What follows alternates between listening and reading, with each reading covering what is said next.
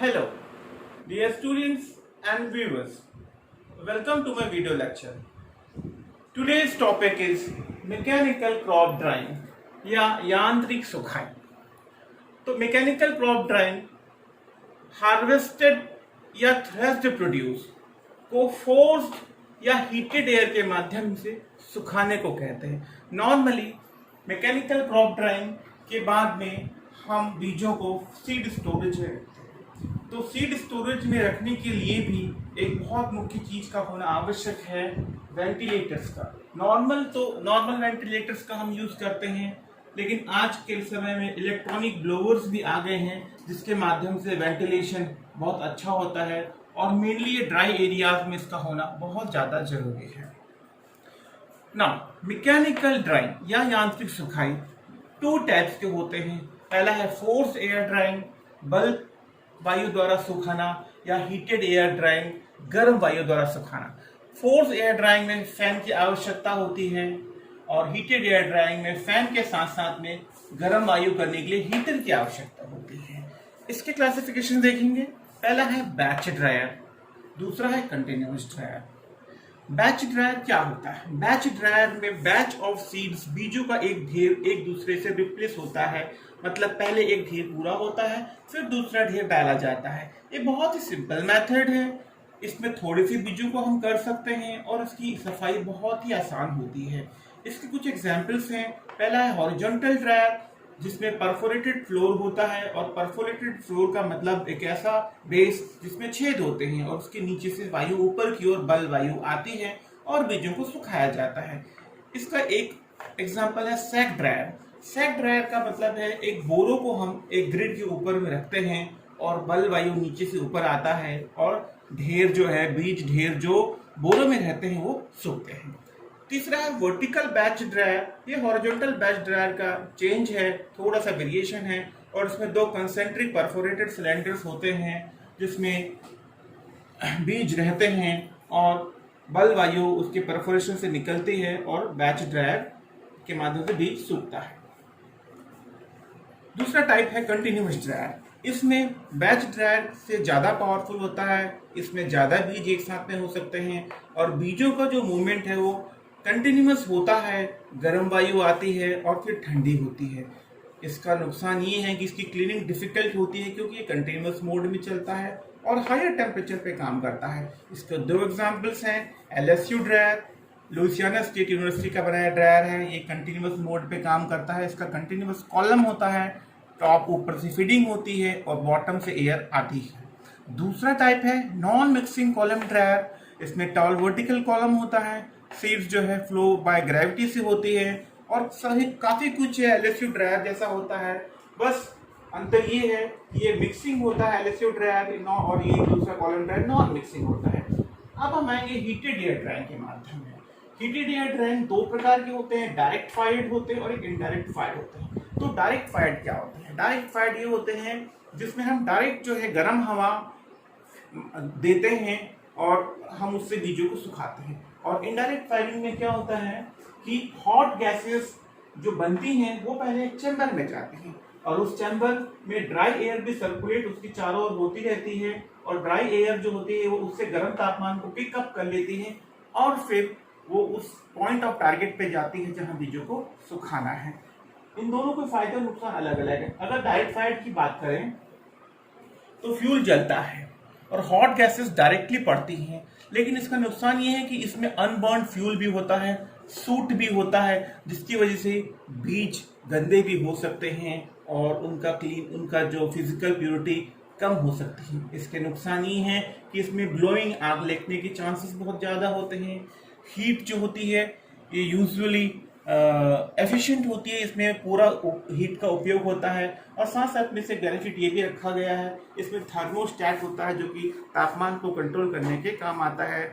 अगर तापमान बढ़ जाता है तो थर्मोस्टैट मशीनरी इसकी हीटिंग यूनिट को बंद कर देती है और मशीन कूल डाउन हो जाता है. दूसरा आता है इनडायरेक्ट फायर में. इसमें सूट नहीं उड़ता है. सबसे बेनिफिट ये है कि यहाँ सूट नहीं उड़ने से सीडों की फिजिकल क्वालिटी मेंटेन रहती है, लेकिन ये हीट को पूरा तरीके से उपयोग नहीं कर पाता है और ये लेस एफिशिएंट होता है. पर ये डायरेक्ट फायरिंग से सेफर होता है. इसके कुछ एग्जांपल्स बताऊंगा हीटेड एयर ड्रायर के, layer in bend dryers, batch in bend dryers और बैच ड्रायर और कंटिन्यूअस ड्रायर। इन सबको मैं आपको विस्तार से बताऊंगा चित्र के माध्यम से।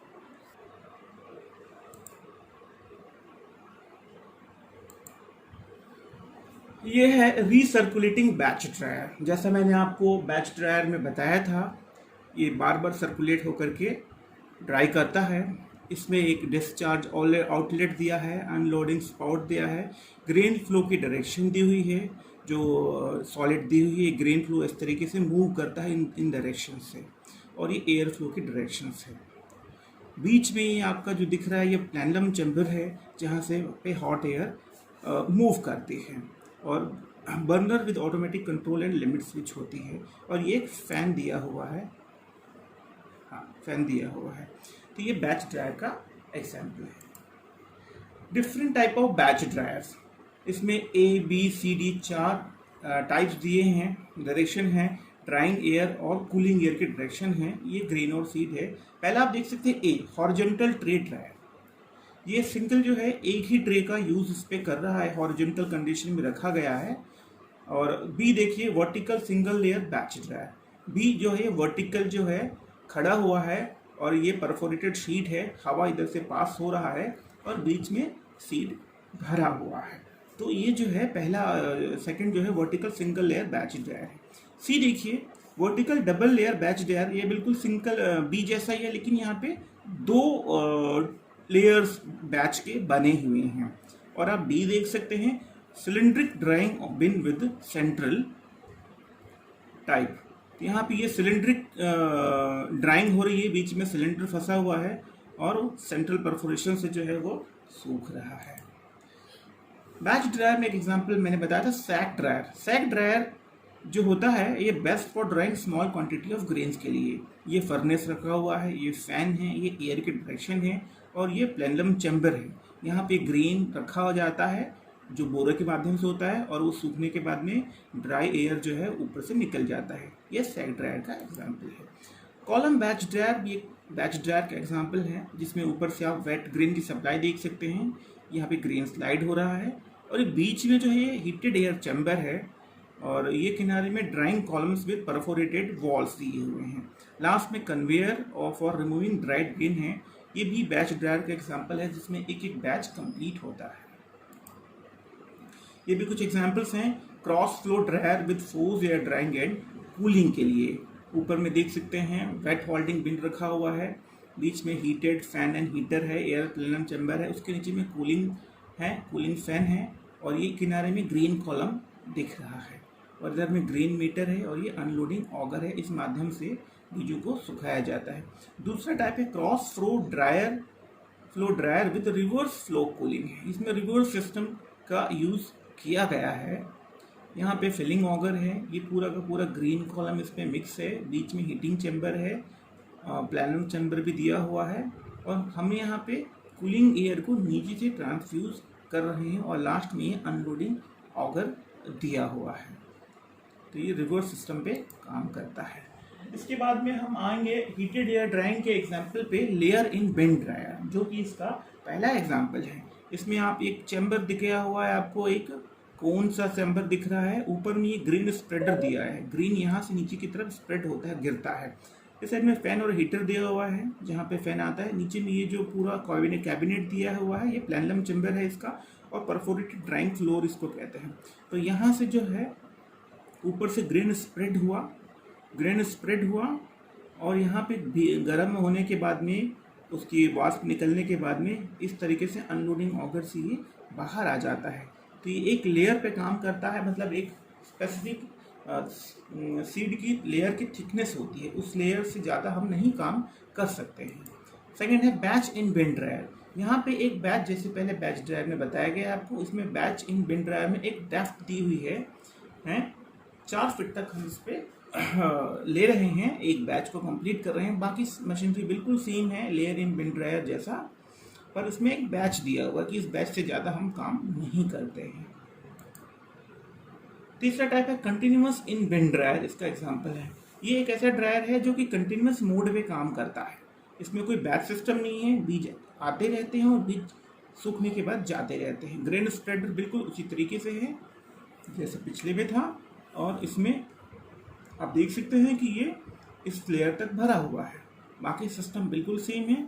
यहाँ से जब बीज नीचे के लेवल में सूखते जाते हैं तो सूखने वाले बीज इस ऑगर के माध्यम से, इस बर्मा के माध्यम से जो है उठते हुए जाते हैं और रिसर्कुलेट होते हुए इस तरीके से जो है कूलिंग चैम्बर में चला जाता है। मैं इसको अगले स्लाइड के माध्यम से समझाऊंगा। ये उसी का एक्सटेंशन फॉर्म है। ये देख सकते हैं यहाँ पे हीटिंग यूनिट है, यहाँ पे बीज सूख रहे हैं और यहाँ से जो है सूखे हुए बीज इस माध्यम से उठते हुए जा रहे हैं और ये कूलिंग मिल में जाके ट्रांसफर हो रहे हैं। ये रिसर्कुलेशन माध्यम से काम कर रहा है। ये एक ड्राइंग प्रोसेस का स्लाइड है जिस माध्यम से समझाना चाहूँगा कि ये कैसे ड्राइंग बेसिकली होती है। ग्रेन ऊपर से नीचे ग्रेन स्प्रेडर से डिस्ट्रीब्यूट हो रहा है और पूरा जो है इकट्ठा होकर के नीचे तक में आता है। नीचे परफोरेटेड शीट दी हुई है। महत्वपूर्ण बात यह है, ध्यान देने वाली बात यह है कि जो ग्रेन डिस्ट्रीब्यूटर या ग्रेन स्प्रेडर की जो डिस्टेंस या जो इनलेट होती है, साइज होती है, उससे जस्ट डबल जो है उसका आउटलेट होना चाहिए। आउटलेट एरिया जो है twice that inlet size, man holes के बराबर में होना चाहिए। तो सबसे नीचे में चूंकि गर्म हवा यहाँ पे आ रही है तो यहाँ पर ग्रेन सबसे ज़्यादा सूखेगा। उसके ऊपर में ये सूख रहा जोन है, ड्राइंग जोन कहते हैं, उसके ऊपर में ये वेट जोन होता है।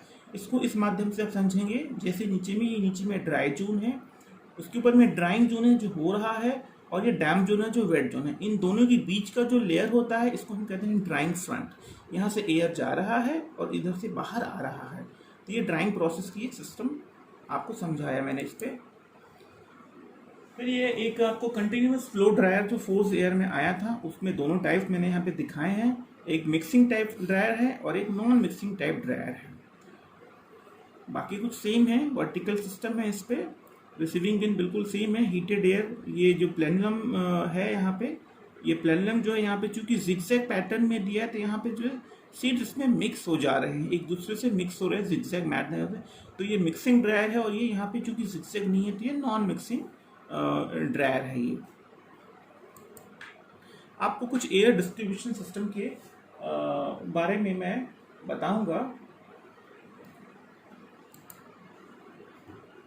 एयर कैसे डिस्ट्रीब्यूट होता है। पहला main and lateral duct system, जिसमें एक तो मेन, ये जैसे ये मेन सिस्टम है और ये किनारे में लैटरल डक्ट सिस्टम है। इस सिस्टम से जब एयर डिस्ट्रीब्यूट होता है तो बीच में और किनारे हर तरफ एयर पहुंचता है।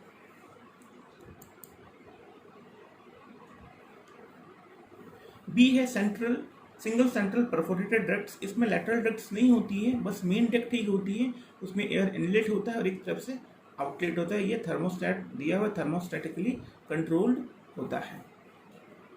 परफोरेटेड फॉल्स फ्लोर, इसमें नीचे से, जैसे अभी तक आपने बेन ड्रायर दे नीचे में छेद दिया है, वही परफोरेटेड फॉल्स फ्लोर है। उसमें नीचे से हवा जाती है और ऊपर के माध्यम से निकल जाती है। स्टोरेज स्ट्रक्चर्स भी इसमें बहुत इंपॉर्टेंट होते हैं कि जो बिन्स हम ले रहे हैं उनमें स्ट्रक्चर कैसा है। यदि स्टोरेज स्ट्रक्चर मजबूत नहीं होगा तो प्रॉब्लम आएगी कि वो गिर सकता है, स्टोरेज स्ट्रक्चर टूट सकता है। क्यों? क्योंकि सीड टाइप कैसा होगा, जैसे बड़े सीड है और छोटे सीड है तो अंतर करेगा, क्योंकि वॉल प्रेशर ज़्यादा होता है। जनरली ये देखा गया है कि जितने छोटे टाइप के सीड्स होते हैं वो वॉल प्रेशर बहुत ज़्यादा देते हैं, जिसकी वजह से उनके वॉल्स पे प्रेशर पड़ता है। मैकेनाइजेशन क्या है वहाँ पे, किस टाइप का मैकेनाइजेशन, यांत्रिकरण है, वो भी डिपेंड करते हैं स्टोरेज स्ट्रक्चर्स के लिए। यदि बहुत ज़्यादा यांत्रिकीकरण है वहाँ पे तो स्टोरेज स्ट्रक्चर्स बहुत ही ज़्यादा मजबूत होने चाहिए। और साथ में फ्यूचर एक्सपेंशन को भी हमको देखना पड़ेगा कि फ्यूचर में हम कैसे एक्सपेंड करने वाले हैं। डिफरेंट टाइप के स्टोरेज स्ट्रक्चर्स हो सकते हैं, या स्टील का बनाया गया हो, लकड़ी का बनाया गया हो, कंक्रीट का बनाया गया हो, या प्लाईवुड का बनाया गया हो। पर स्टोरेज स्ट्रक्चर बनाने के लिए कुछ पूर्व आवश्यकताएं या प्रीरिक्विजिट्स बताई गई हैं, जैसे स्ट्रॉन्ग फाउंडेशन, तगड़ा जो मजबूत बेस होना चाहिए, क्योंकि अगर बेस कमजोर होगा तो ऊपर का स्ट्रक्चर कमजोर हो जाएगा।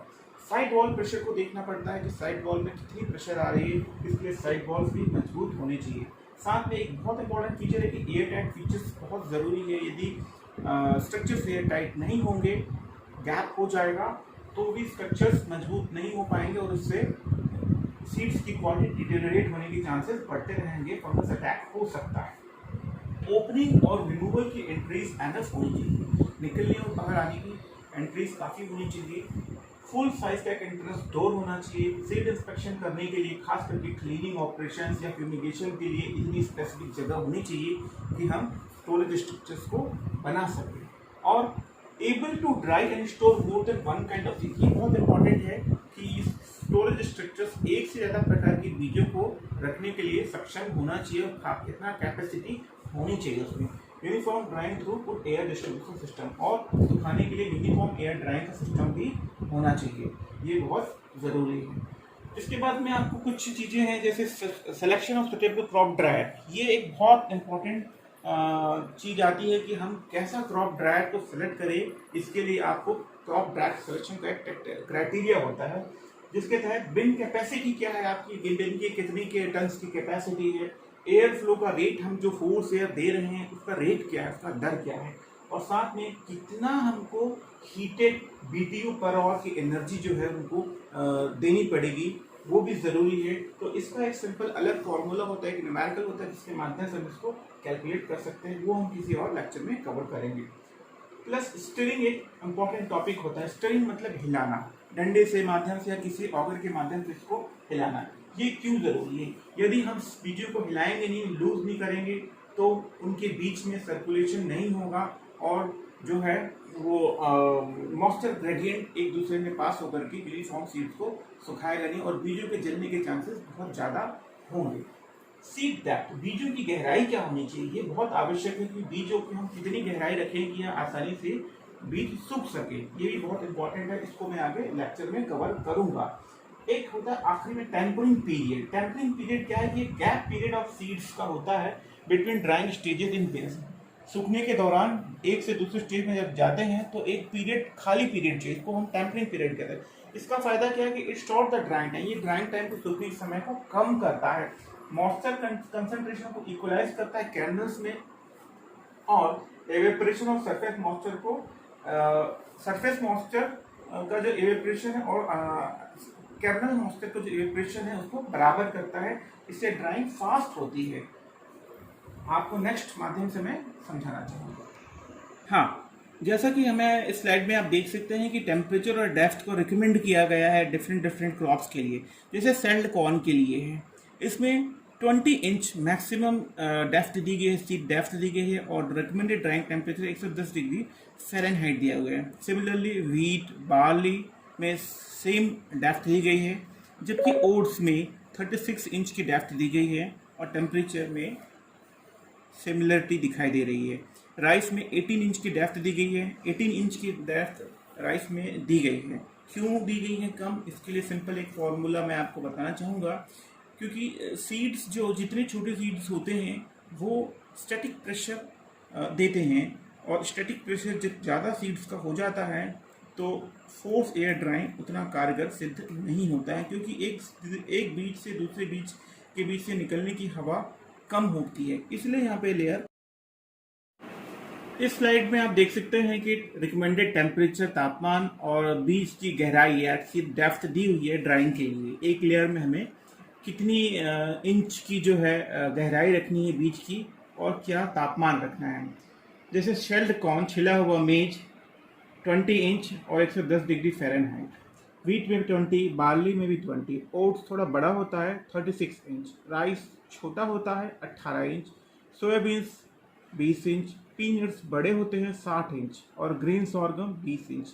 वेरिएशन आपको यहाँ देखने को समझ में आ रहा होगा कि राइस में 18 इंच की गहराई कम की गई है।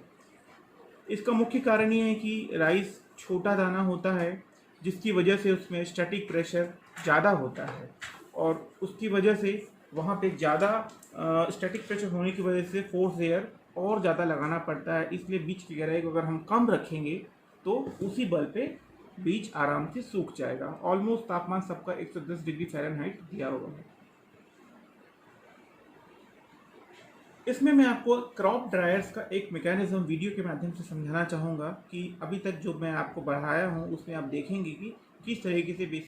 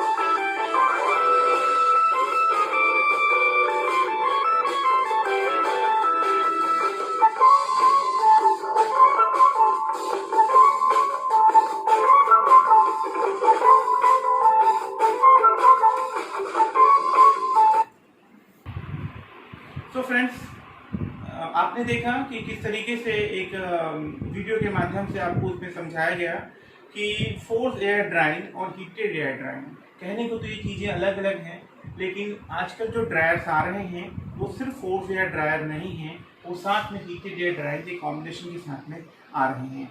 और बहुत ही सिंपल तरीके से वो जो ड्रायर्स काम करते हैं और ऑन फार्म पे भी काम करते हैं, ऑन स्टोरेज साइट पे भी काम करते हैं, और इस तरीके से जो मैकेनिकल ड्राइंग को पूरी तरीके से कंप्लीट करते हैं। बेसिकली इंडिया में मैकेनिकल ड्राइंग की आवश्यकता सीड टेक्नोलॉजी के क्षेत्र में ही पड़ती है। जनरली क्रॉप ड्रायर्स जो होते हैं वो भारत में नहीं पाए जाते हैं, लेकिन जहाँ भी हमको सीड एक्चुअल क्वालिटी में चाहिए है वहाँ पर मैकेनिकल क्रॉप ड्रायर्स का होना आवश्यक है। तो मैं समझता हूँ कि इस वीडियो के माध्यम से आपने काफ़ी कुछ इसको समझा होगा, और आप और विजिट के लिए आप ज़्यादा पढ़ने के लिए आप आर्य लखवाल की बुक को रेफर कर सकते हैं। So this is all about mechanical crop drawing. Thank you.